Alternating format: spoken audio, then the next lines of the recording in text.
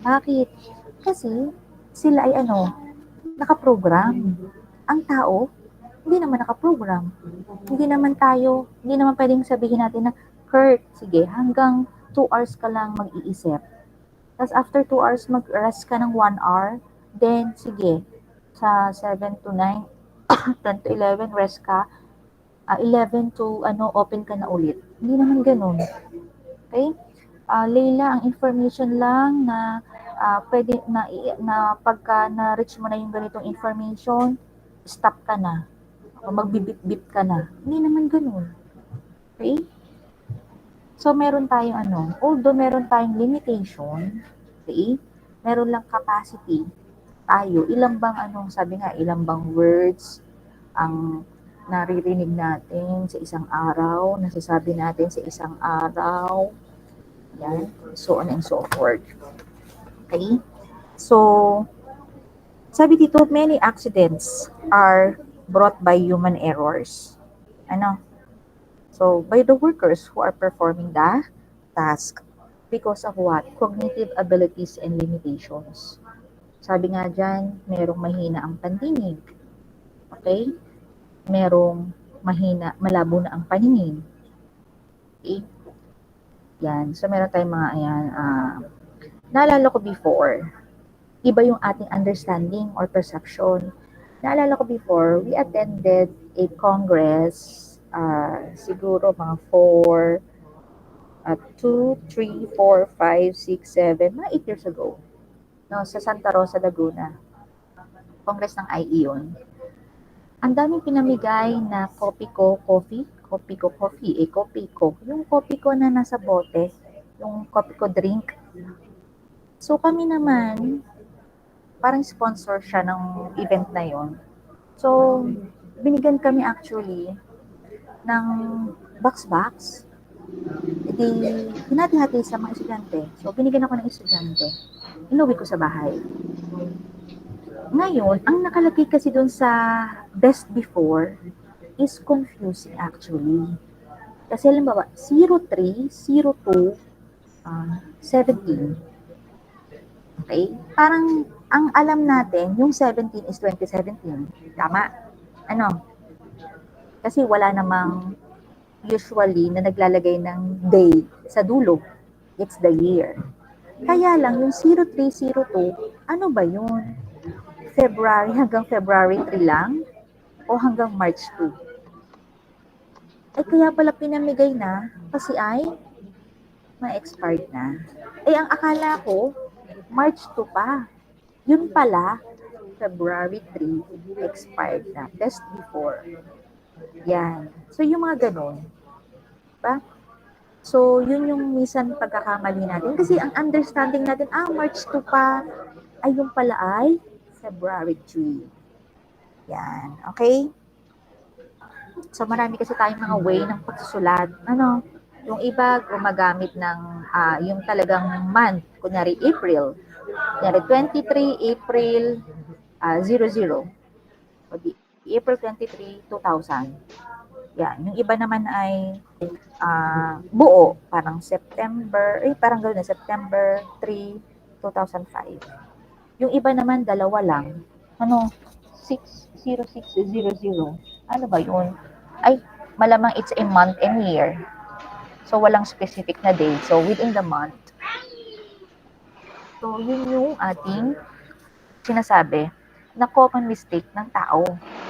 Kasi yung ating cognitive abilities and limitation ang nakaka-apekto. These cognitive failures are described as cognitively based errors arising in a simple task that persons or workers can do without any error. Cognitive failures occur in job-related and non-job-related activities. Specifically, work-related cognitive failures are cognitively based human errors and clusters of breakdowns that appear in working environments. More so, cognitive issues have not been systematically highlighted in workplace ergonomic programs. Who among you here are from Batangas? Sino ang taga Batangas City? Have you seen yung parang signage ba yun sa road? Bike lane starts here. then bike lane ends here. Eh, pagkatapos dun sa bike lane ends here, eh ano na, eh, hindi ka pa nakakarating sa paroroonan mo, eh nakalagay bike lane ends here. Ano yun, maglalakad na lang ako? Bibit-bitin ko na lang yung bike ko? Hmm. Tapos, hindi mo naintindihan kung ano bang ibig sabihin ng mga linya sa daan. Halimbawa, okay, iba yung understanding mo kung ano yung sinasabi ng mga yun. Kasi wala namang clear instructions. Ano ba yung mga cognitive based errors na sinasabi dyan? So these are what? Faulty patterns o kaya naman ay faulty patterns of reasoning that arise from limited mental resources. Yun lang pagkakaalam mo eh. Yun yung understanding mo eh. Okay? Because, hindi mo na siya pinag-aralan. You have limited time, okay, and motivation to form your correct judgment. Eh, ano bang ibig sabihin noon? Okay? You already jumped into what? Into conclusion. Umiilaw, nagbiblink yung light. Anong akala mo dun sa nagbiblink na light? Nung narinig mo yung alarm na yon, ano yun? Ah, usual, kasi minsan 'di ba yung mga tunog may mga distinction, ambulansya, ano ba yung sa fire truck, and so on and so forth. So sinet aside mo kasi ang assumption mo is or yung inisip mo ganito lang yun, eh, hindi mo alam you are already what? In danger. Okay? So, anong dahilan? Because subjective tayo. Okay? Yung ating decision making, yung ating problem perception is different. Okay? Yan. So, in this sense, cognitive ergonomics is an emerging branch of ergonomics and is a subset of the larger field of human factors and ergonomic disciplines. Although cognitive ergonomics is still an unused area for improving the design of machine controls, sets of instructions, and so forth. Can you imagine, I don't know kung may picture dito nun, kung ang dami-daming mga buttons, just like yung ating sino dito ang naging estudyante ni si Sir Gio, naging estudyante ni Sir Gio sa Ergo 1? Meron ba? Wala. Yung gumawa ng ergonomic, Leila kayo? Gumawa kayo ng remote control? Yes po. Diba? You have plenty of buttons doon. Pero yung mga buttons naman na nandoon sa ating remote, eh hindi naman natin lahat na utilize. Tama? Ano? So, ang dami-daming mga buttons, ang dami-daming mga kulay. But then, what are those for? Okay? So, pwede namang ang gamitin lang natin o ang ilagay lang natin is what? Kung ano yung mga importante. No? Yan. Ang dami-dami mga instructions to follow. No, parang hindi na siya user-friendly. So it can be expected that cognitive ergonomics would provide significant contributions to improving work performance, lean operations, productivities, and eventually creating safer and healthier work environment in the industry. Okay? Especially kung ang ating mga workers ay merong problem in their visual and auditory senses. No? Kasi hindi naman lahat perfect ang vision. Hindi naman lahat ang pandinig. 'Di ba? Meron kasi tayong mga tao na ini-employ na may mga disabilities. Okay. So what are our objectives? To understand the overall aspect of cognitive ergonomics, explain the methods or approaches and thinking processes used in cognitive ergonomics. Okay? Kasi di ba halimbawa, yung mga nagsisigarilyo, ewan ko, meron ba dito mga lalaki nagsisigarilyo? Alam na ha, kita nyo ha, dun sa kahon or box nung cigarette box mismo, di ba meron na yung nakakadiri na picture? Sino yung may mga tatay or kuya na nagsisigarilyo? Nakikita niyo ba yung nakakadiri na mga picture doon? Nakalagay, smoking kills. Pero bakit hindi sila natatakot doon? Bakit pa rin sila nag-i-smoke? Yan. That is, ibig sabihin parang cognitive dissonance effect. Alam mo na yung pwedeng mangyari, pero you ignore it. Ano? Alam na utak mo na, pwedeng mangyari to sa akin, pero wala kang pakialam. Huwag tumawid, nakamamatay. O sige, tawid ka pa rin. Alam mo namang bawal, nakakamatay, pero doon ka pa rin tatawid. Wala pa kasi nangyayari. Pero pagka na-aksidente ka na, hindi na ako tatawid diyan. Kasi alam ko nakamamatay. Kasi, na-aksidente ka na. Saka mo palang mafe-feel na, hindi na pwede kasi mamamatay na ako. Kasi yung baga ko nabutas na. No? Another din, yung illusion of planning. Yun yung sinasabi natin kanina, hindi ko pa naman time, or may time pa ako. Kunyari, meron kang ginagawa, sige, may exam kami bukas sa Ergo 2. Mag-ano muna ako, ano ba yung nilalaro, mag-scatter muna ako. Tapos nanalo ka ng 1,000, or nag-ML kayo, or online games kayo halimbawa. Ay, di ba, that is what? Ano bang tawag natin doon? Yung engaging masyado. Hindi mo nalalaman, mamaya na lang, maaga pa naman, may time pa ako. Yan, illusion of planning rather. Kasi maaga pa. Mamaya-maya, ay wala stick papasok na pala ako, alas 7 na.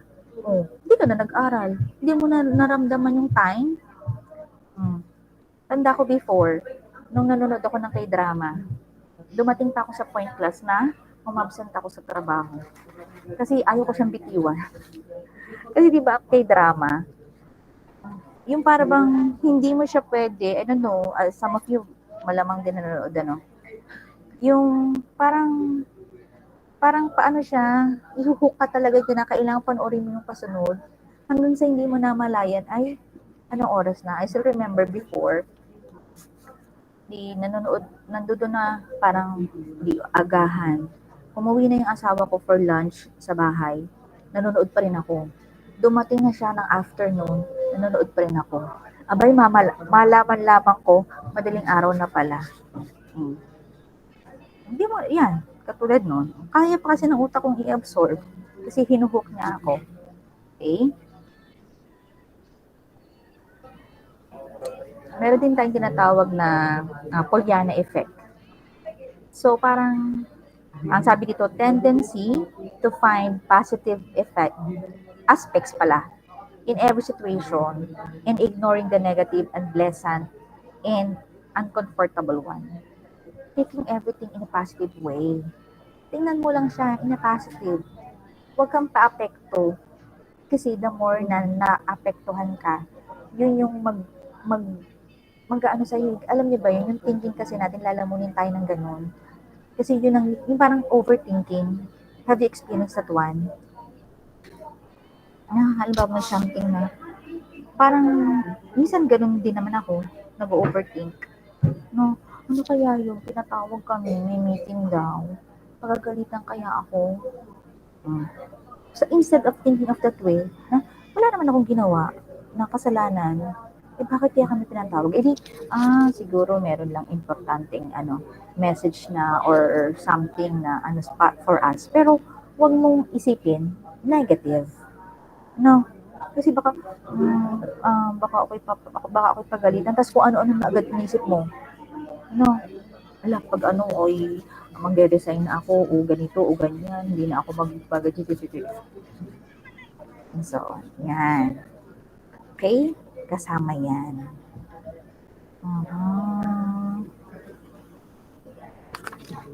So, history, the field of cognitive ergonomics is emerged predominantly in the 70s with the advent of the personal computer and new developments in the fields of cognitive psychology and AI. Okay? So, syempre, na tayo ngayon technology-based. Yan. Everything works with technology that it speeds up Halos lahat. Ano? Transactions, way of communication, business, no, marketing, lahat na. Okay? Cognitive ergonomics is the application of psychology to work to achieve the optimization between people and their work. So that is what human interaction with work. Okay? Kaya nga human information, yan, paano ba pinoprocess ni human yung information sa trabaho, kunyari kapag naka-face siya sa computer, yan. It is an applied science and has rapidly developed over the last 27 years. Okay? So, si cognitive ergonomics is a discipline, a scientific discipline. Okay? And that studies, evaluate, and design tasks or jobs, products, environment, and system. So, lahat na yan, how they interact with human environment, the system, the job. Parang yung tao, nasa gitna, then you have environment, the task, the system, yan, yung interactions ng mga yan. Okay? With human capabilities and limitations. Specific is cognitive abilities. Then, cognitive ergonomics studies cognition in work settings in order to optimize human well-being and system performance. So this is a subset of the larger field of human factors and ergonomics. When we say cognition, that is the mental action or process of acquiring knowledge and understanding through thought, experience, and our senses.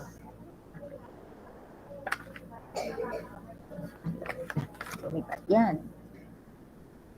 So, halimbawa dito, tayo na, di ba mga bata na lang, o kahit kayo, wala naman nagturo sa inyo kung saan ba pipindot-pindutin yung mga cellphone natin na yan kapag tayo naglalaro. Pero di ba, kahit yung mga ko na nga lang, hindi mo naman tinuturuan, mas marunong pa nga sa akin. Alam niya kung ano mga pipindutin, hindi pa naman marunong magbasa, pero naiintindihan niya kung ano.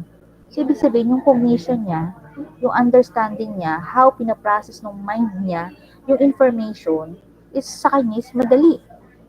No? Naintindihan. Yan, technological innovation, diba? Lalo na ngayon, paggamit natin ng mga computer, cellphone, mga softwares, human factors in design of workplaces, okay? Pag tayo nag-analyze ng mga data, yan, assessment and psychological treatment of problems resulting from suffering at work. Kapag tayo meron ng mental overload, overload of information overload, nakakaramdam na tayo ng stress, ng fatigue, yan, meron na tayong mga musculoskeletal disorder, yan, so nakaka-apekto na yan sa ating processing ng ating brain or ng ating mind or memory. So according to the International Ergonomics Association, cognitive ergonomics is concerned with mental processes such as perception, memory, reasoning, and motor response as they affect interactions amongst human and other elements of a system. So it is a discipline and practices for making human system interaction compatible with human cognitive abilities and limitations, particularly at work. So it aims to ensure appropriate communication among human needs, works, products, environment, capabilities, and limitations. Okay? So cognitive ergonomics is responsible for how work is done in the mind. Okay? So that means what? So ang quality ng work natin is what? Dependent upon saan? Person's understanding. Diba? Paano niya naunawaan? Halimbawa, you have there the instruction. O, how you perceive that instruction? Paano niyo ba naintindihan yung instruction? Halimbawa, ito cognitive ergonomics din to. During exam, si Sir Mark ba yung nagbigay ng instruction na unclear? Before? Hariel, yes. Okay, yan, Leila. Okay. Yung, hindi, parang yung kanyang instruction is unclear. Saan ba ilalagay yung answer? Wala namang underline yata yun. Maglalagay ba kami ng true or false? O ang aansweran lang namin ay yung true o yung false? I don't know. Diba? Yung mga ganun. Yung sa halip na simple, lalo naging complicated. That's how you understand the instruction. Okay? Yung iba, naintindihan, yung iba hindi. Pero pag unclear naman talaga yung instruction, what to expect. Okay? Eh di mali. Maling answer kasi mali yung hindi mo maintindihan yung direction. Yan. So sabi, how the mind perceive, okay? So the quality of work or the output is dependent upon the person's understanding of the situation, the instructions, no, meaning, or kaya naman yung mga constraints. Okay? Cognitive ergonomics is the field of study that focuses on how well the use of product matches the cognitive capabilities of users. It draws on knowledge of human perception, mental processing, and memory. This is also an emerging branch of ergonomics that places particular emphasis on the analysis of cognitive processes that includes diagnosis, decision making, and planning. Kasi lahat ng yan, diba, gagamitin natin ng intellect. Okay? Gagamitin natin, kailangan natin mag-isip. Hindi ka naman magpaplano ng magtatalon ka na lang dyan.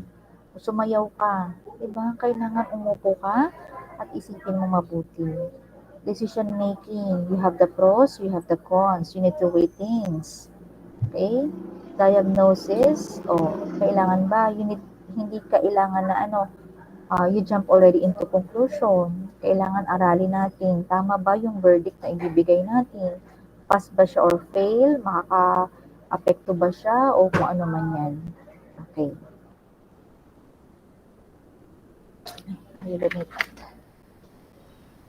The role of ergonomics in occupational safety and health. So, syempre, very significant or importante. Why? Sabi nga kanina doon sa intro natin is yung mga aksidente na na-encounter natin. Ng mga workers because of what? Yung lack ng mga ergonomic intervention. Okay? So, this is important para betterment ng mga workplaces and work processes. Okay? Even then, yung mga lighting, sounds, yan. Minimizing the work-related stress and fatigue so that results to reduction of possibility of human error and wrong decisions, contributes to the prevention of workplace accidents and industrial accidents. So, minimization, elimination, prevention, yan. So, prevents occupational diseases, first of all, your MSDs or the musculoskeletal disorder. So, for this one, ang role ni ergonomics is that enhances our attention and focus para malesen yung mga distractions while performing the task. Okay? Lesson natin dyan sa mga stress, work-related stress and fatigue, yung mga cognitive overload, confusion, poor system design, complex task, So, pwede naman natin siyang hindi ganun kadami, complex, complicated, Pwede naman nating hati-hatiin, okay? Same with bakit nagkakaroon ng mga work-related stress and fatigue, confusion with unclear instructions, parang nagtagal ka na sa pag-a-analyze, ano bang gagawin ko dito sa instruction na to? Baka pag pinindot ko ito, sumabog o kung ano mang mangyayari. Okay? Halimbawa sa isang factory setting. Okay? Si worker ay merong ayan, naggit ko na kanya, reduced vision, mahina ang kanyang paningin, malabo ang mata. So hindi niya kunyari manonotice na yung nag-flash na light ay nagsisignify na merong aksidente or emergency. So if that's the case, kailangan na merong sound naman. Kasi malabo yung mata niya. Okay? So kapag narinig niya naman ngayon yung alarm, so ano tawag doon, mako-call yung attention niya na merong emergency. So, pwede siyang kunwari ay mag-escape or whatever. Yan. So, yan yung role ni ergonomics sa occupational safety and health. Ma-enhance yung ating attention, focus, ma-reduce yung mga distractions. Yan. Okay? Ma-lessen yung mga cognitive overload. Yan. Halimbawa, control room at an old power plant. Kita nyo ba yung control room? Sa dami ng mga kailangan basahing information, ano ba lahat ng yan ba ay importante, ano ba yung mga buttons na yan in particular, okay, saan ba siya gagamitin, meron kailangan ba dapat may label, okay, color coding, yan. Pag red ay stop, off, green ay on, and so on, okay, hindi pala, ito, increasing amount of information. Yan, everyday, halimbawa, ang dami mong kailang i-analyze, no? Concentrating the operator's information, yan, meron halimbawa keep display wall, no? A lot of what? Information na ma-encounter natin everyday. So, that is what? Contributory dun sa ating how our mind will work.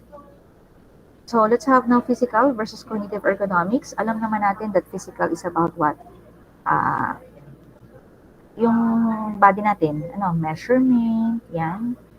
Okay? That includes designing a lifting job, yan, mga material handling, kasama dyan. Okay? Pushing, pulling, lifting, yan. Awkward postures. While for cognitive ergonomics, on the other hand, this one focuses on the fit between human cognitive abilities and limitations in the machine task or environment. So, ibig sabihin, the interaction between human cognitive abilities and its task, environment, and system. Okay? Yan. Physical ergonomics focuses on our bodies. Okay? Limitation din ng ating ng ating katawan. Katawan naman. Diba? Meron nga tayong mga age group, meron tayong tinatawag na special population. Halimbawa, meron tayong design specific para sa mga buntis. Meron tayong design specific para sa mga persons with disabilities. Meron tayong design specific for toddler, infant, no?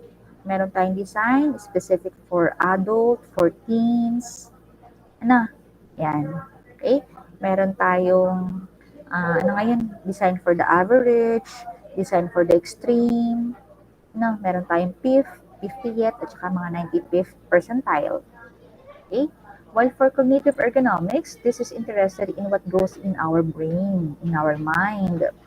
It is the way our senses perceive information, the way in which we understand and interpret it, what determines the decisions we make.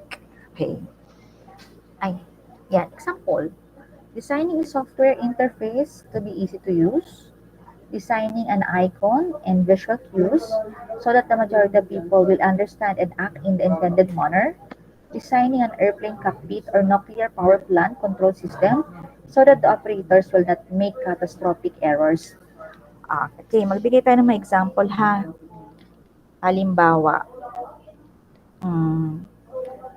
basahin muna natin lahat ito bago tayo magbigay. Configuration of equipment and furniture in the hospital operating room to maximize performance and minimize errors or perception, attention, and judgment. Design of a commercial jet cockpit to correspond to the crew's natural tendencies in perception, memory, and decision making. Meron pa? Okay. Halimbawa, example natin, have you been yung mga CR na lang, halimbawa sa mga malls or sa mga hotels or yung mga CR na lang. Ayan. Whether yung mga faucet o kaya, basta faucet kung ano man yung mga pinipihit. Minsan, di ba, kailangan mo munang tumingin, lumilinga-linga sa paligid kung paano nila binubuksan. Siya ba ay sensor? Siya ba ay pinipihit? Siya ba ay ipinapaling sa kanan o kaliwa? tinatap ba siya taas o baba? 'Di ba? Iba-iba ng klase. Eh, wala namang instruction na inilalagay. Oh, see? You agree with me. Some of you, yes. Tama, 'di ba? Hmm. Punta ka ng hotel, magsha-shower ka. Paano ba 'to gamitin? Mamaya, ang lumabas ay hot. Eh, wala namang indicator, 'di ba? Usually, it's red and blue. Eh, wala namang indicator kung paano ko ba ipapaling. Na-experience namin before, nag-field trip kami. Social yung nag-send sa amin sa field trip. Sa Marriott Hotel kami nag-check-in. Ang dami namin na artista. Eh, di syempre, ang gandang hotel. Ay, hindi namin alam kung paano gagamitin yung faucet. Yung pala ipapaling lang, parang pag hot ay sa kaliwa, pagka cold ay sa kabila. Di ba usually ang mga faucet din, taas, baba. Eh, wala namang instruction. Hindi mo naman maintindihan. Yan, that is for one. Ano pa? Minsan yung mga pinto. Ano ba to? Push or pull?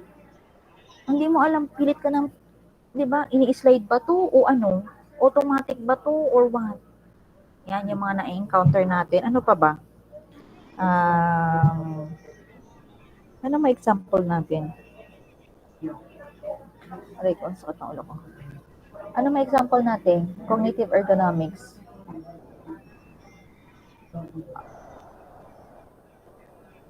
Hanap tayo ng mga example. Ano yung mga example ninyo na experience?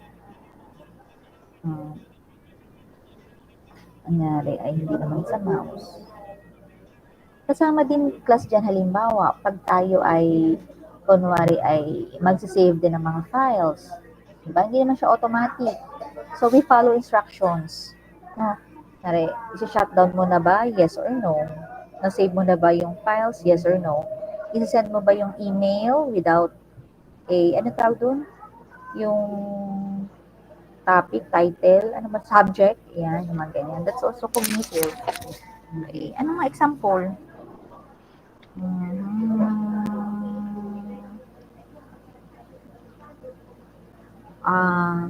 Kapag naglalaro ng mga video games, bakit siya nagiging engaging?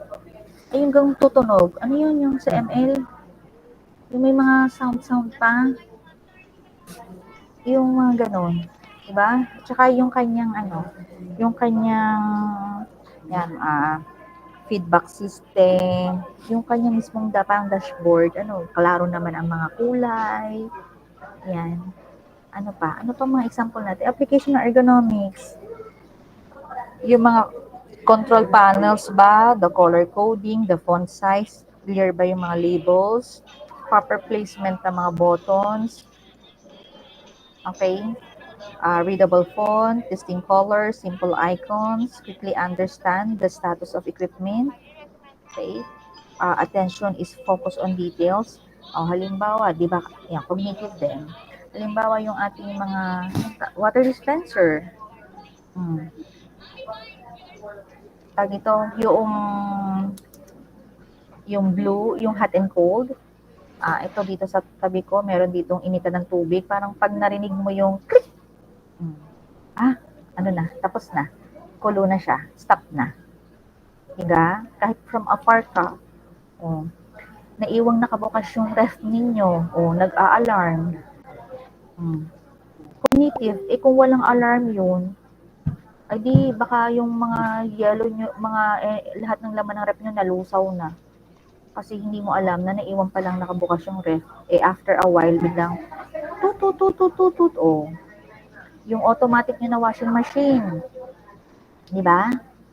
Pagka tapos na, ano siya, magsa-sound effect. Okay, tapos na. Yung nilalabhan ko, isasampay ko na. That's also cognitive ergonomics. Okay? Ano pang example? Bigay nga kayo. And designing software interface to be easy to use, icons and visual cues that majority of people will understand. Kasama din dito kasi class yung naaral na rin natin yung mga poka-yoke.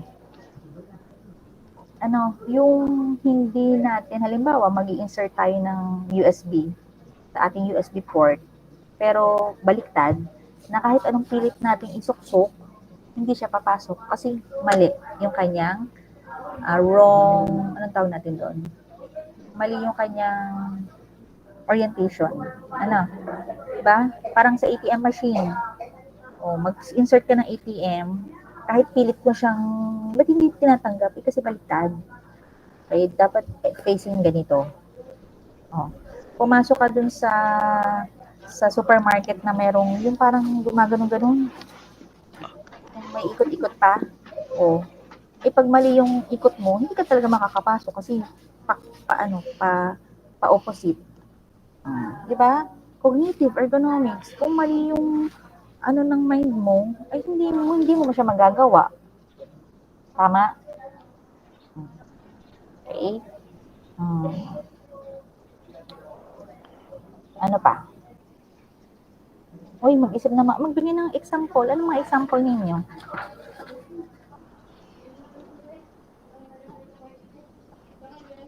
Ano ba mga example? Ano yung example ko? Yes, Wendelin. Ma'am, yung sa pagbubuhay at pagpapatay po ng ilaw, ang typical po natin ay yung sa mga button po na pinipindot para magbukas po or magpatay ng ilaw. Then halimbawa po yung napunta po sa mga hotel rooms, hindi nahanap niyo po yung pindutan ng pagbubukas ng ilaw. Yun pala po ay pang voice command na lights on or lights off or sa through remote po. Yan, pwede rin. Yan, mga hotel din na halimbawa, yung card, ano ba to, isusuksok mo ba or what? Hindi naman pala. Di ba, parang itatap mo lang. Basta marami.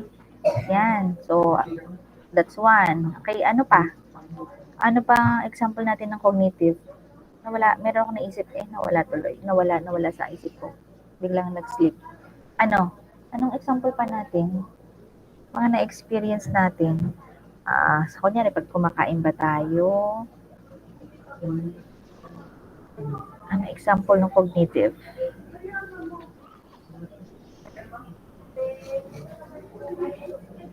O halimbawa, even din yung electric fan, yung may tali lang. Gusto mo number 3, edi syempre 1, 2, 3, tatlong beses mo siyang ihilahin pababa. Simple as that. Cognitive pa din yun. Okay? Kasi hindi ka naman pipindot. Ano example pa natin? Pagay nga tayo ng example. Ano pang example na pwede natin? Ayun. Itong printer na to, masyadong maarte. Bago ka makapag-proceed sa pag-print, marami pa siyang instruction. Halimbawa, ang ipiprint mo ay short, pero inaano niya pa dito kung short or long ba na typewriting, kung tama ba yung typewriting na naka-insert. Di pag mali, hindi mo i-okay. Pero pag okay na, proceed mo na. Something to that effect. Yan. Okay. Kasi minsan, ang tagal naman, bakit hindi pa nag-print? Kasi pala, meron pa palang, meron pang nalabas doon na info na, is it okay to go na, kung tama ba yung papel mo, and so on and so forth. Meron pa siyang doon sa monitor, eklabo. Okay, ano pa? Isip naman kayo, ano yung mga na-experience ninyo? Ano ba yung mga gamit na hindi na natin, halimbawa, sa mga cellphone, okay, yung sa calcu, yung on and off, wala namang off, wala namang instruction, ano pa ba?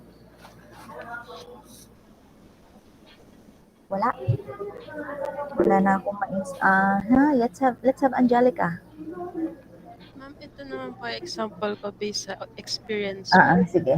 Ano po, di ba tayo po, ang atin is normal toilet lang po. It's either binubuhusan po, pina-flush lang.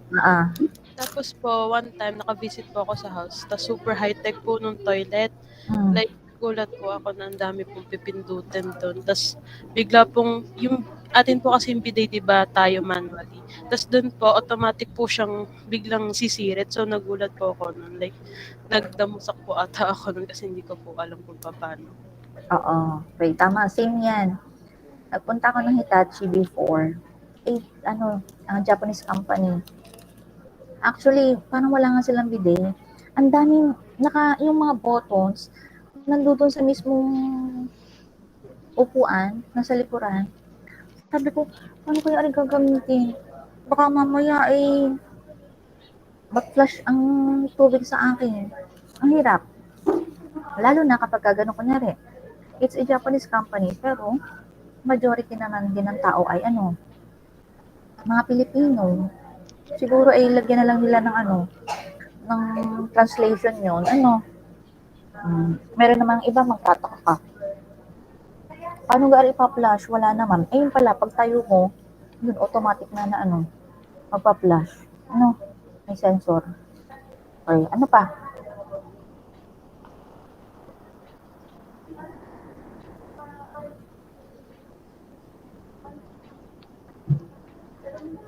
Marami rin kasi ngayon mga smart, na.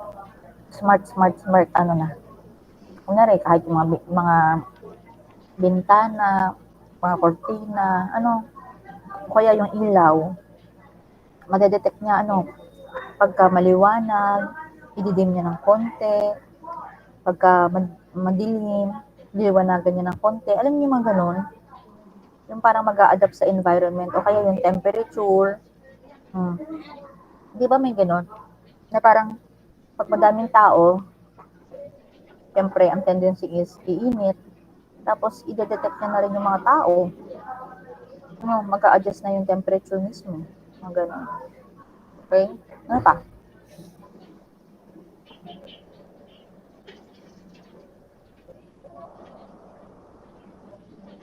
Ito muna, hanapin natin.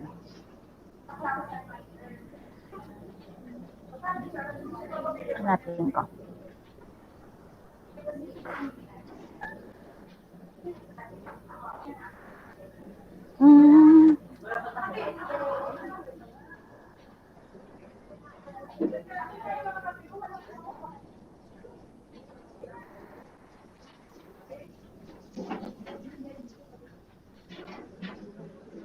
Ano na po ang sino ba ang aking 5 1 2 tignan ko lang ang hindi pala 3202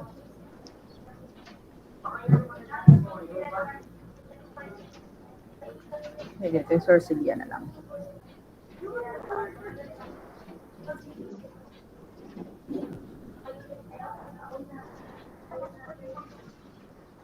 Hindi naman si share screen sa inyo, no? Hindi ga? Hindi. Baka nakita niyo yung convo namin ng Sergio.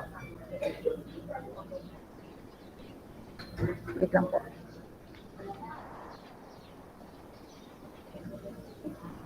Ano pala namin napag-usapan kahapon? Ano ba yun? Hindi ako absent.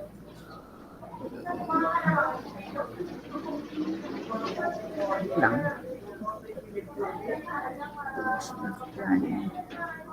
Wait. Bakit walo? Wait lang. Makita. Basta marami yun. Nakita ko kahapon. Mga 70 something about bad ergonomics.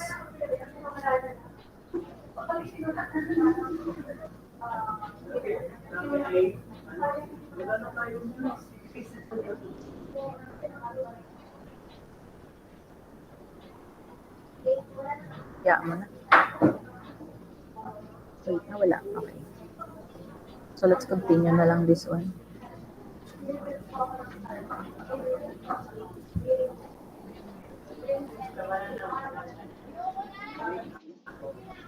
Wala.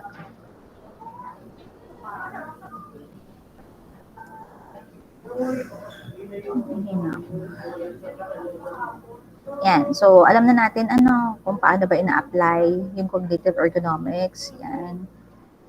So, another is the creation of an office equipment or environment to minimize distractions and maximize productivity and performance. Halimbawa, yan. Even din yung paglalagay ng mga cubicle. Halimbawa, lahat kami dito nagtuturo sabay-sabay. Buti ka mo yung aking best friend ay wala. Kung nandito sa Queenie, pihado, nag-away na naman kaming dalawa. Kasi sabay kami na naman. Yan. Creating a cubicle para hindi kami nagkakasabay-sabayan. That's also one. Arrangement of a classroom to maximize information exchange, knowledge creation and acquisition. Actually, class, dapat talaga ang arrangement ng chair sa classroom is yung pagganon. Hindi yung ganun. Bakit? Kasi yung mga nasa likod, hindi na sila nakikinig. Ano? Ang nakikinig lang ay yung nasa unahan. Yung mga nasa likuran, it's either natutulog or kung ano nung ginagawa, nagsi-cellphone. No, meron akong kilala na prof. Ganun talaga siya. Yun yung pina-follow niya kasi sa outcomes based talaga. Ganun dapat ang setup. Ano, parang yung pataas, baba, yung ganun, naka-elevate. Hindi siya of the same level. No, para kita mo pa rin yung mga nasa likod. O kaya nakaganon. Ano, hindi yung straight. Relevant topics, cognitive ergonomics or mental processes such as perception, memory, reasoning, decision making. Yan, binanggit na naman natin yan. Ano, in the human system interaction, cognitive ergonomics employ the knowledge emerging from cognitive sciences on mental processes such as perception, attention, memory, decision making, and learning. Okay, the methods of these research areas are applied to gain better understanding of the factors that affect cognitive function. So what are the focus? So primarily on work activities which have an emphasized cognitive component. Example natin is yung calculation, yan, decision making. So meron tayong mental workload management, okay? Are in safety critical environment, are in complex exchangeable environment where tasks cannot be predetermined. For here, safety critical environment. So, yung ating attention, yung ating perception ay important. Memory support, yan, providing reminders. Halimbawa ay, yun nga, isa-shutdown mo na. Na-save mo na ba yung file? Are you sure na i-close mo na siya? Are you sure na isa-send mo yung email without a subject? Yan. So, meron tayong mga reminders. Okay? Are you going to exit? Or are you going to proceed?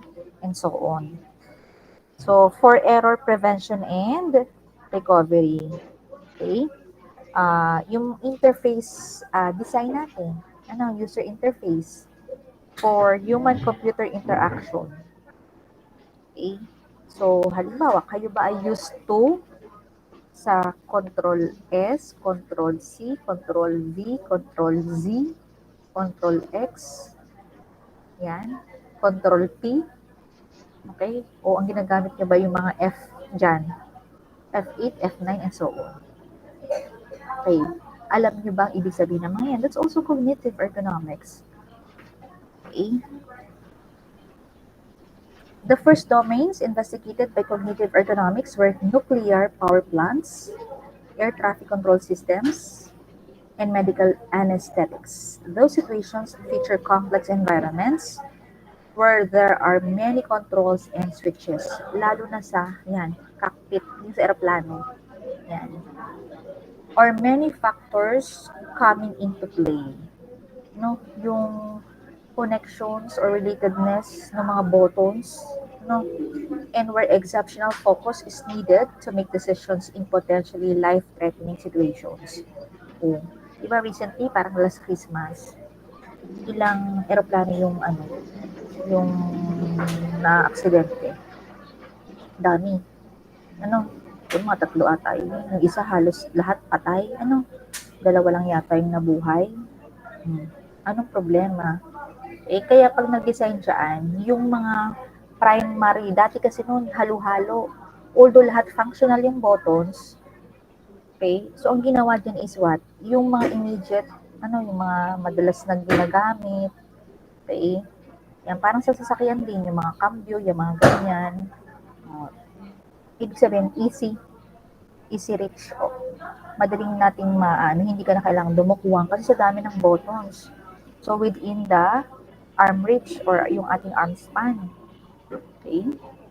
So, in the following years, many studies were conducted in software domains such as banking, office work, and leisure activities. So the principles proved transferable between such environment. Aha, yung pa pala, another din sa focus natin is yung mga mayroon tayong mga undo functions. No? Yung hindi natin kailangang mag-ulit simula sa simula kasi nagkamali tayo. But then we can just what? Undo the recent activity, and proceed. Eh what if nagkamali tayo, nasa 10 page na tayo, 10 page or 10 sheet na tayo. Babalik ba tayo sa simula? O di control ano mo na lang, control Z. Tama ba? Or yung undo button doon sa taas ng ano, ang gamitin natin. Okay? So sabi dyan, yan, example natin sa banking. Paano? Diba? Ano ngayon, marami na tayong mga, ang ginagamit na natin, digital platform. Online banking. Meron tayong transfer, meron tayong transfer history, na nakikita sinong nag-online banking dyan. Okay? So, clear yung mga icons, easy to read fonts, okay, logical navigation flows. So, meron tayong mga, magta-transfer ba tayo, mag-check ba tayo ng balance, okay? So, para daw ma-prevent natin yung mga errors, yan, para hindi tayo magkaroon ng mga incorrect. Halimbawa, magsisend ako ng 1 million sinong gusto masenda ng 1 million? Kay Irabel. Oh. Ay, nagkamali ako. Kasi, yung account number ay instead of 5, ay 3 ang aking na-type. Ay, kay April Joy ko na isend yung 1 million. Oh. Eh, di ba hindi naman agad-agad kasi kailangan mo munang i-double check kung sure or siya ba yung recipient ng account number na yon. Na-remember ko before, I don't know kung nakwento ko na.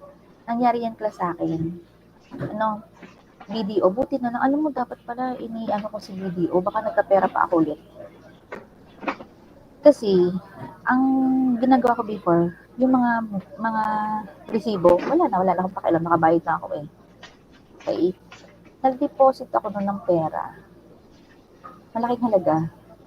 Kasi yung account namin na yun is account namin ng asawa ko. Nakapangalan sa kanya. So, nag-deposit ako ng malaking halaga. Tapos, magbabayad ako ng bahay namin na nare-rentahan. Pero nung sinusulat ko na yung account number, kasi kaya ngayon, nililes na rin yung yung tag nito, yung sulat-sulat, sa machine na lang din, tapos i-verify na lang ni Kahera doon. Tag ito, parang sabi ko, parang yung number ng asawa ko ang aking parang nagkamali ako. So, ang ginawa ko, that was parang hindi pa naman a month ang lumilipas. Buti ka mo class, umuwi ako ng bahay. Tapos hinanap ko yung resibo. Talagang hinanap ko sa mga bag ko. Buti nandoon.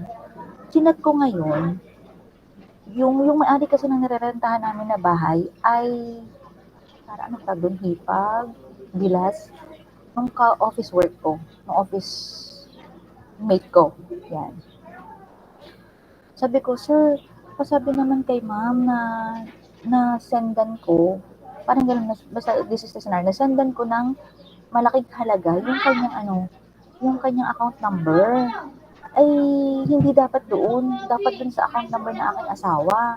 Kasi sabi, kaya magbabayad ako ng bayad, parang nagbayad na ako ng dito ko inuhulog yung malaking halaga. Imagine, kasi diba, nagdo-notif naman, ngayon kasi nagdo-notif, diba, even for GCash, kapag nag-send ka, kung whatever it is. Sabi sa akin siya, ito ang number, tawagan mo. Ang sabi sa akin, yung landlady namin, i-check ko muna ha, kung may pumasok, something, ganyan-ganyan. Tapos, it takes na how many days? Sabi ko, ma'am, pa-check naman po kung sa inyo, bakit pag magbabayad kami ng bahay, check niya agad kung pumasok yung bayad namin ng bahay, bakit yung amount na yon ay hindi niya i-check? Kasi ang dami niyang alibay, kasi nasa dentist daw siya, and so on and so forth. Hanggang sa, pumunta na ako kay BDO. Sabi ko, pwede niyo bang i-trace? Kasi fault talaga ni BDO kasi pangalan ng asawa ko pero yung account number ay mali, which is mali ni BDO. Kasi di ba tinitingnan nila dapat kung yung account number corresponds to the name ng account holder. Alam ko nagkataon, patay yung hindi man patay, tigok yung, hindi pa rin tigok, kawawa yung yung clerk. Kasi responsibility niya yun. Kasi hindi niya chinek na yung account number at saka yung account holder ay tama. Ay malaking halaga yung i-deposit. Alam mong ginawa? Sabi na lang ni bangko is, ang gagawin nila is, sila na mismo yung magre-retrieve, kukuha dun sa account ni landlady to transfer the amount. Hindi na kasi kita naman nila sa system na pumasok yung amount dun sa account noon. Dahil kita nila yung account number eh. Buti na lang. Buti, ewan ko, buti talaga mayroong pumitik sa akin na nagkamali ako. Dahil kung nagkataon, hindi naman siguro para hanapin ni, I don't know, ni landlady kung sino yung nagpasok sa kanya ng ganong amount. I don't know. O, hindi na. Wala na. Sila na, si bangko na ang nag-transfer. Yan. Isa pa din yun. Kasi kailangan mayroong mag-prompt na tama ba yung account number o kaya si mismo cognitive din o perception, understanding, tama ba to? Chinek mo ba?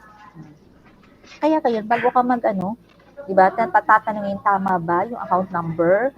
Tama ba na ito ang recipient? Are you going to Kaya hindi mo pwedeng sisihin na kasi hindi tinanong ka naman eh. Di ba kinilik mo ba yung isisend mo na ba yung GCash dito sa recipient na ito? O tama ba na ito yung pangalan ng sisendan mo? Same scenario. Meron akong estudyante sa isang school, ngayon lang, recent lang, umattend siya ng klase ko. Yun kasi ang problema dun sa school na yun, hindi kami nabibigyan ng class list. Actually, walang class list at all. Mag-encode ka ng grade, ikaw yung maghahanap pa ng estudyante. So, kung merong akong class record na 29 students, minsan na-overlook ko, yung mali ko din, na-overlook ko, kasi nga, ako pang mag-a-add ng estudyante, itahanapin ko pa, Leila, Angelica, April, Hariel, ako pang maghahanap, minsan, namamali ako, hindi pala IE yun, pero yun ang na-encode ko, parang ganun. Kaya minsan, ma'am, wala pa po akong grade, hindi ba kita na-encodean? Ayan. Ang nagkataon naman, yung estudyante ko na yon, meron akong class record, hinahanap ko yung name niya. Sabi ko, bakit wala ka sa hindi kita kahit anong search ko, walang nalabas na name mo. Sabi, ma'am, kasi nagkaroon po ng problema, kasi nagbayad naman po ako, ang dami niyang alibay, nagbayad po ako, ganito, ganyan. Hindi po ng finance kasi parang mali yung account number, ibinayad ako po through GCash, and so ang dami niyang alibay. In short, ang totoo talaga, hindi talaga siya nagbayad ng tuition, hindi siya talaga enroll. Umatid ng klase buong semester, paano bibigyan ng marka? Katulad nun, nahahayaan na umatid ng klase na hindi naman enroll ang estudyante. Dalawang case ko na yun sa school na yun. Tapos sabi, ma'am, ipapakausap ko po sa dean kung pwede po na na babayaran ko na lang po tapos para maka-enroll po ako ng sunod. Katulad nun, mantalang yung iba nag-aadi ka na magbayad ng tuition right on time. Yan. Pwede naman pala na gano'n. No? Yan. So, yung mga ganun na hindi mo pwedeng sabihin na, kasi po nagkamali po ma'am ako ng account number, binayadan ko po sa GCash. And so. Kasi nasa ng prueba mo. Diba pagka ganun, malaking halaga, mag-i-screenshot ka as proof na nag-transact ka ng ganung Yan. Okay? Another, office work. An example natin for office work. That is for banking. For office work, yan, managing large value of information, yan, through email, di ba? Sa email natin, meron tayo para mga priority, meron tayong mga ini-star dyan, meron tayong mga dinidelete ako, yung mga parang ads, and so on, Yan, we categorize our email. Siguro sa inyo hindi pa masyado, categorizing our email or task into a clear folder using color coding or priority. Halimbawa, ayan, ngayon. So, sa laptop ko, halimbawa, meron akong first semester 2023-2024, first semester 24-25 ngayon, second semester 24-25, tapos may folder ako for BSU, may folder ako for Ergo, may folder ako for IQC, may folder ako for Engineering Economics. Under pa that folders, meron akong instructional materials, meron akong folder for quizzes, folder for ganito, ganyan, ganyan. Okay? So, para hindi halo-halo. Ano? So, kung hahanapin nyo, syempre, di pang second semester, ako nyari ay saang school ba? Kasi marami akong school. Yan. Okay? Anong sinabi pa dyan? Leisure activities. Yan, sabi natin, yung mga video games, halimbawa, engaging, enjoyable, rather challenging. Yan. Balancing the level of difficulty. Diba, halimbawa, ano yung kulay-kulay, yung mga bricks? Tama ba? Yung mga pinatong-patong, meron ako nun eh. Diba parang merong level of difficulty yun. Meron palang categorization. Kunyari, classic, advanced. Okay? Some of you naglalaro nun, yung Black Blast pala. Yeah. Another, for leisure activities, marami ngayon, mga healthy living na. Meron tayong mga fitness tracker. Okay?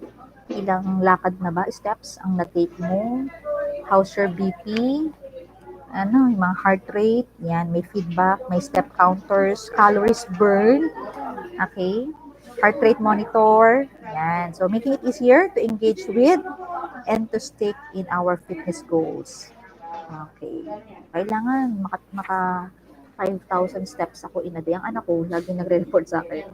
Mami, ang aking na steps ay ganito, ganyan, ganyan. Sabi ko ay, okay lang pala na bigyan ka ng ganyan para meron naman palang meron pala namang benefit. Wait lang. Ma'am, good day. Wait lang ha. Ano kaya ito? Accept risk. Hindi ko mabasa. Wait lang. Ano ka na? Next natin. Yan. So, focus of cognitive ergonomics. Pakibasa nga muna. Hindi ko tuloy malipat kasi may nalabas din sa screen ko. Your protection has expired. Yan. No. Okay. Pakibasa nga nung una. Okay. The field. Anybody wants to read? Okay pa ba kayo? Okay pa naman. Yan. Sige, Abril Velasquez. The field also studies the competencies and limitations of users in their interaction with the system in general. Examples are attention, perception errors, strategies, and cognitive workload. Pati po ba yung katabi po? Sige, basahin mo din. It studies the cognitive artifacts they use to achieve their goals as well as their cooperation with other factors. Okay, so focus of cognitive ergonomics. Yan.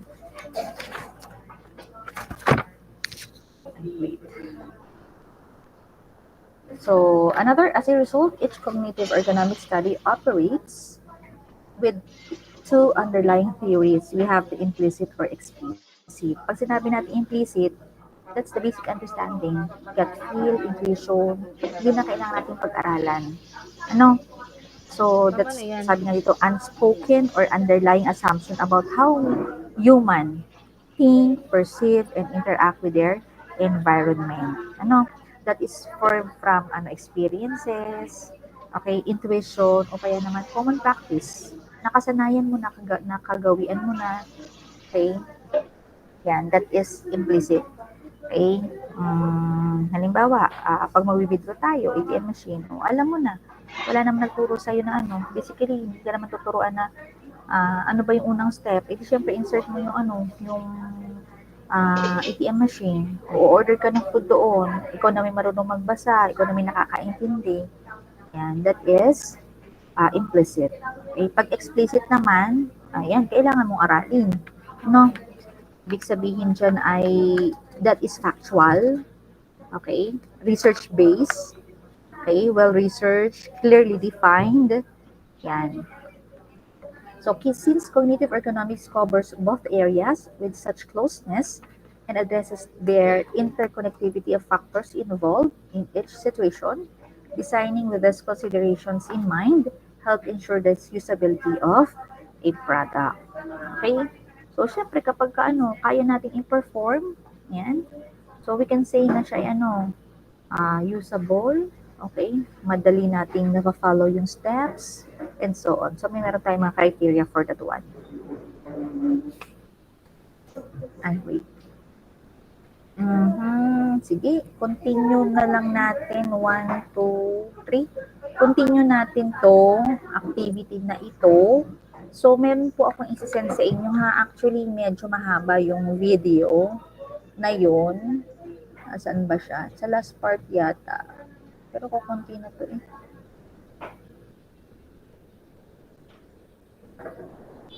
Kaya lang mahaba pa to siya i-discuss. Oo, sige, hayaan mo na. Saan tayo nag-end? Dito? Yan. Tandaan nyo ha. Slide 27. Tama, kalahati. Cognitive ergonomics in the design of complex system. So, dito tayo nag-end. So, we'll continue our discussion next week. May pasok naman Ang wala yata ay Wednesday. Okay. Tama. No, patay. Yung Wednesday ko, sagasa na naman. Okay lang. Sige. Aha. So, meron ba kayong naintindihan? Sa dami kong sinabi. Mabilis lang. Mabilis ba mag-discuss ma'am? Okay lang. Okay lang, Carrie? Okay. Oh, hindi naman siya ganun ka-complicated para maintindihan. Para hindi maintindihan. Okay? So, if in case you have any comments or what, please let me know. So, naintindihan naman kahit paano, meron naman natandaan yung mga example na binigay ni ma'am. Diba? Implicit, explicit, yan, perception, attention, okay, memory, understanding, decision making, problem solving, yan, basically, how our mind works, so, ano ba natin yung ginagamit yung cognitive ergonomics. Okay? So, we'll continue our discussion. So, hanapin ko lang, I don't know if it's here. Tapos, tama, tayo po ay, tawag nito, online next week. So, tanungin ko lang ang Ma'am May, andito ba kayo ng Friday? Nandito ba kayo sa Friday? Magpasok kayo sa Friday? Parang wala po sa schedule ng O2 ang Friday. Pati po sa O5 na wala po. Wala kayo ng Friday. Naku, dapat pala ay makuha niyo na ang kopya ng Wednesday. Ay, bukas pala Wednesday. Thursday. Tama. May pasok naman kayo ng Thursday. Ma'am, sa O5 po, hindi pa po nako-confirm if F2F. Bale, tomorrow pa lang po yung confirmed na F2F po. Sige, okay lang sa sunod, kahit sa sunod. Pero you need to have also the copy of this one. Kasi I will not provide electronic copies. Okay. Sige. Hanapin ko na, yan, ito pala yung, medyo mahaba siya. I guess yung isa is 1 hour. Tapos yung isa ay, din. So, tinan nyo na lang. Tanungin ko din, kasi sabi ko nga sa Sir Gio, ang haba-haba naman marami kasi itong mga videos. If pwede naman, try natin. Kaya lang problema pala. Pwede na rin pala. Since wala pa naman tayong laboratory na gagawin, ay di pwede pala na yung 2 hours is for discussion natin. Then the remaining 3 hours ay allotted na lang dito sa panonood nyo ng video for now. Kasi wala pa naman tayong laboratory experiment na i-perform. Okay? So, I already get some terms na mga binanggit dito a while ago. Yan. So, take note of those. So, what are those? Yan. So far, meron ba tayong mga concerns bago tayo mag-end? Merong mga violent reactions? Wala naman. Sigurado. Cancel. Okay naman. Okay, sigurado ha? Ay, baka kala ko nawala. Yan. So, sige daw. So, again, thank you for yung pang morning ko na umattend ngayon. So, very much appreciated ko yung inyong time. Yan, salamat po ha. Sana hindi na maulit, na kayo ay a-attend para dito. Nagkataon lang talaga, grabe, talaga yung hilo ko kanina. Ngayon, ito pa, hindi ko pa pala naiinom yung gamot na bigay sa akin ng clinic. Okay? So, sige po. Thank you very much again. God bless everyone. Stay safe as always. And see you around. Bye-bye. Yung palang may klase sa akin bukas. Hindi pa pala sigurado ha. Mag-a-announce na ako kasi chat lang ng Ma'am Aileen.